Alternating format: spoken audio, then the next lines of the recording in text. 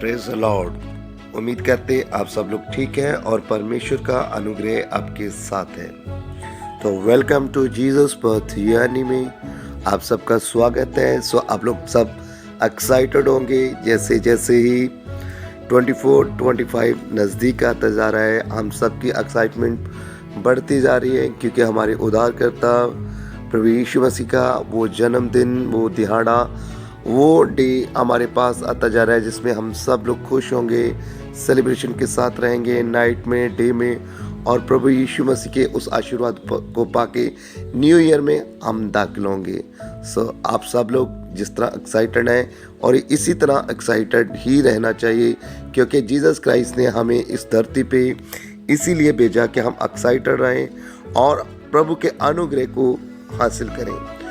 खुदावंद यीशु मसीह का ये अनुग्रह आपके साथ रहे और खुदावंद की फेलोशिप में आप बढ़ते चले जाएं। तो चलो आज की शिक्षा में चलते हैं। तो आज की शिक्षा ये है हमारे लिए कि जीसस के बर्थ जर्नी में हमने सबसे इम्पोर्टेंट जो समझना है वो है विस्डम।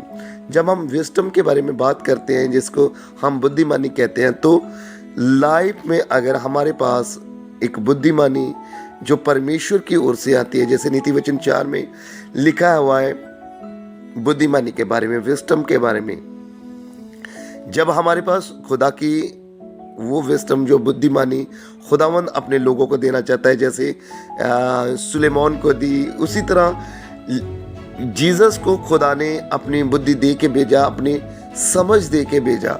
क्योंकि जब वो 12 ही साल के थे तो बड़े बड़े जो सूझवान थे, बड़े ज्ञानी लोग थे, वो भी उनके प्रश्न का उत्तर नहीं दे पा रहे थे। कारण ये नहीं था कि वो उनको ये बताना चाहता था कि मैं बड़ा ज्ञानी हूँ।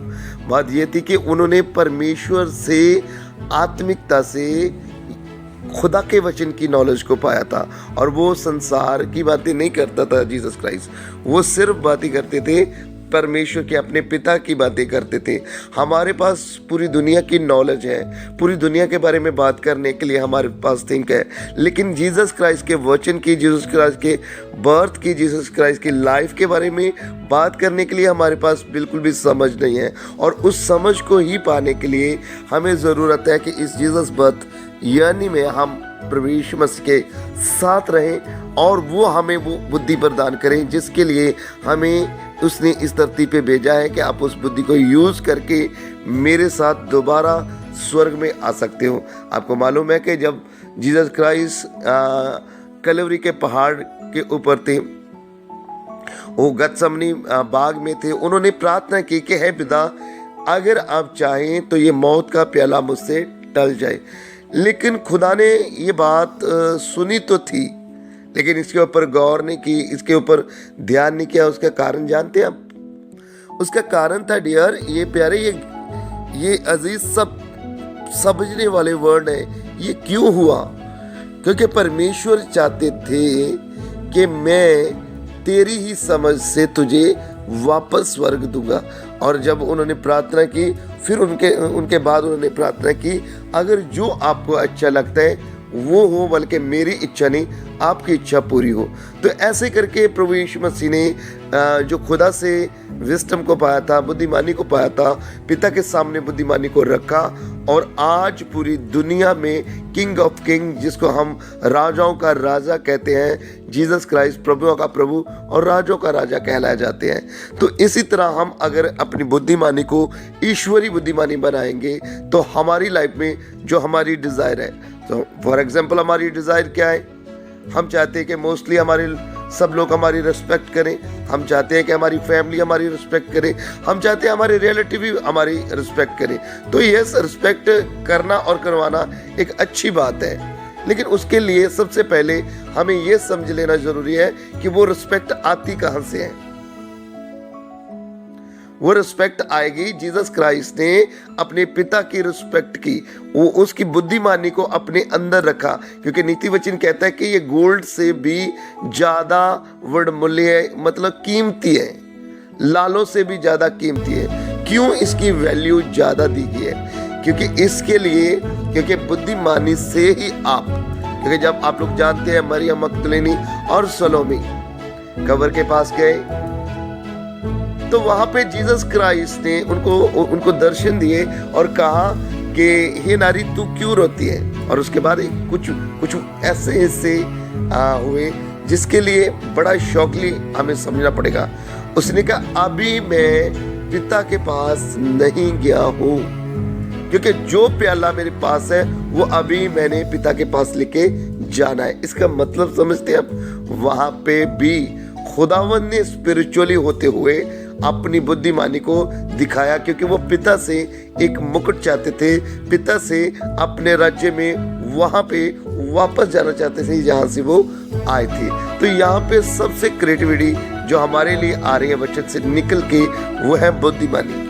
अगर हम बुद्धिमान बनते हैं तो परमेश्वर की इच्छा को जान सकते हैं। सुलेमान ने परमेश्वर की इच्छा को जाना, उसको बुद्धिमान कह सकते हैं। बुद्धिमान वो नहीं होते जो संसार में बुद्धिमान है और अपने घर के लिए चोरी करते हैं, चिकारी करते हैं, अपने बच्चों को वही सिखाते हैं। इसको बुद्धिमानी नहीं कहते, इसको मूर्खता कहते हैं। बुद्धिमानी वो जो इब्राहिम ने की, बुद्धिमानी वो जो नूह ने की, बुद्धिमानी वो है जो हैबल ने की, बुद्धिमानी वो है जो जीसस ने की, बुद्धिमानी वो है जो पीटर ने की, बुद्धिमानी वो है जो पौलुस प्रेरित ने की। इनको बुद्धिमानी कहते हैं।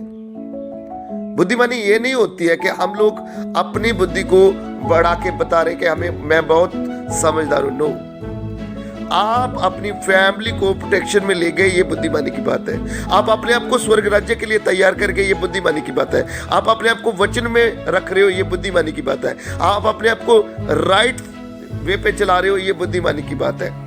आपको अपने जीवन का मार्ग ही नहीं मालूम है, ये बुद्धिमानी नहीं है, ये मूर्खता है।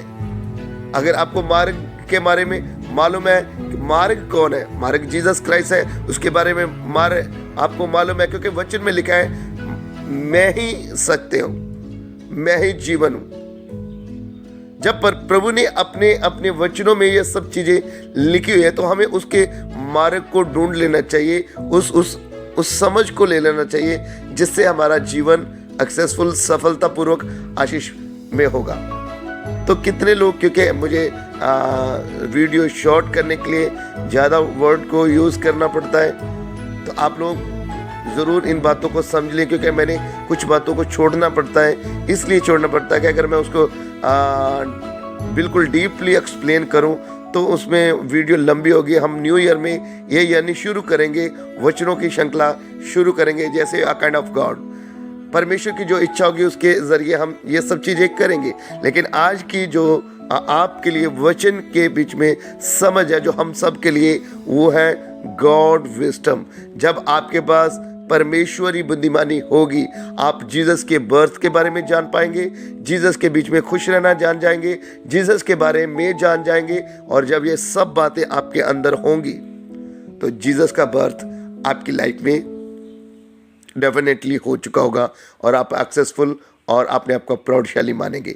यीशु मसीह के सामर्थी और जीवंत नाम से आमीन। अपने आप को प्रौढ़शाली कैसे मानेंगे? क्योंकि जब हम एक सक्सेसफुल पर्सन बनते हैं तो हम प्राउड करते हैं कि हम किसी की संतान है, और हम संतान है जीसस क्राइस्ट की, खुदावंद की, वो खुदावंद जिसने जमीन और आसमान और सब कुछ बनाया। तो हम प्राउड करेंगे उसके बाद। तो अपने आप को तैयार करें और खुदावंद की आशीषों को पाएं। और हम आपके लिए प्रार्थना करना चाहते हैं। हेवनली फादर, हम आपका धन्यवाद करते हैं इस सुंदर सुबह के लिए, और परमेश्वर आपके अनुग्रह के लिए। आपका अनुग्रह, आपका फेवर आपके लोगों के साथ हो, और यीशु मसीह का अनुग्रह और यीशु मसीह की बुद्धिमानी एक एक के साथ हो। ये आपकी बुद्धिमानी से चलें और आपके फजल को पाएं। यीशु मसीह के सामर्थी जीवित नाम से आमीन। God bless you, God bless you, और आप खुश रहें और खुदा के बीच में रहें। आमीन।